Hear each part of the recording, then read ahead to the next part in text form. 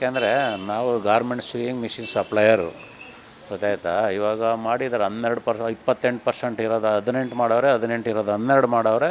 12 ಇರೋದನ್ನು ಇವಾಗ ನಮಗೆ 12 ಇತ್ತು, ಇವಾಗ 5% ನಮ್ಮದು. 5% ಅಂದರೆ ಇವಾಗ ಬಿಸ್ನೆಸ್ ಎಲ್ಲ ಇಂಪ್ರೂವ್ ಆಗುತ್ತೆ.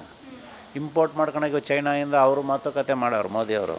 ಇವಾಗ ನಮಗೂ ಟ್ಯಾಕ್ಸು ಕಸ್ಟಮ್ಸು ಎಲ್ಲ ಕಡಿಮೆ ಆಗುತ್ತೆ, ಎಲ್ಲ ಅನುಕೂಲನೇ. ಇವಾಗ ಗಾರ್ಮೆಂಟ್ಸು ತುಂಬ ಕಷ್ಟದಲ್ಲಿತ್ತು ಅದು ಆ್ಯಕ್ಚುಲಿ. ಇವಾಗೆಲ್ಲ ಇದೆಲ್ಲ ಆಗಿರೋದ್ರಿಂದ ಎಲ್ಲರಿಗೂ ಅನುಕೂಲನೇ ಇದು ಮಾಡಿರೋದು ಎಲ್ಲ. ಕೆಲವುದು ಮಿಡ್ಲ್ ಕ್ಲಾಸ್ ಪೀಪಲ್ ಇವಾಗ ಹೋಟ್ಲದು ಕೆಲವುದೆಲ್ಲ ಇಲ್ಲವೇ ಇಲ್ಲ, ಝೀರೋ ಮಾಡಿದ್ದಾರೆ ಅಲ್ವಾ, ಎಲ್ಲ ಝೀರೋ ಮಾಡಿದ್ದಾರೆ. ಅನುಕೂಲನೇ, ಯಾವುದೇನು ಅನಾನುಕೂಲ ಏನಿಲ್ಲ. ಇದು ಮಾಡಿರೋದು ಎಲ್ಲರಿಗೂ ಒಳ್ಳೆಯದೇ, ಎಲ್ಲರಿಗೂ ಒಂಥರ ಹುಮ್ಮಸ್ಸು ಬಂದಿದೆ ಇವಾಗ ಬಿಸ್ನೆಸ್ ಮಾಡೋರಿಗೆ. ಇದೆಲ್ಲ ಮಾಡಿರೋದನ್ನ ಕಡಿಮೆ ಮಾಡಿದ್ರೆ ಕಂಟ್ರಿನೂ ಡೆವಲಪ್ ಆಗಬೇಕಲ್ವ. GST ಕಟ್ಟಲಿಲ್ಲ ಅಂದರೆ ಕಂಟ್ರಿ ಇವಾಗ GDP ಇಂದ ಎಷ್ಟನೇದು ಹೇಳಿ ಇಂಡಿಯಾ? GDP ಇವತ್ತು 3ಕ್ಕೆ ಬರುತ್ತೆ ನೆಕ್ಸ್ಟ್ ನೋಡಿ. ಜರ್ಮನ್ನು ಜಪಾನು ಹಿಂದಕ್ಕಿಡ್ತಾರೆ. ಆ ಥರ ಇದೆ, ಮಾಡುತ್ತಾರೆ, ಏನು ತೊಂದರೆ ಏನಿಲ್ಲ. ಮಾಡಿದ್ರೆ ಗೌರ್ಮೆಂಟ್ ನಮ್ಮವ್ರು ಮಾಡ್ತಾ ಇರೋದು ಇಲ್ಲಿ ಸ್ಟೇಟಲ್ಲಿ ಸರಿ ಇಲ್ಲ ಅಷ್ಟೇ. ಡೀಸೆಲ್ಲು ಪೆಟ್ರೋಲ್ ಮೇಲೂ ಮಾಡಿ ಕಡಿಮೆ GST ಇಲ್ಲ, ಎಲ್ಲ ಮಾಡಿದ್ದಾರೆ.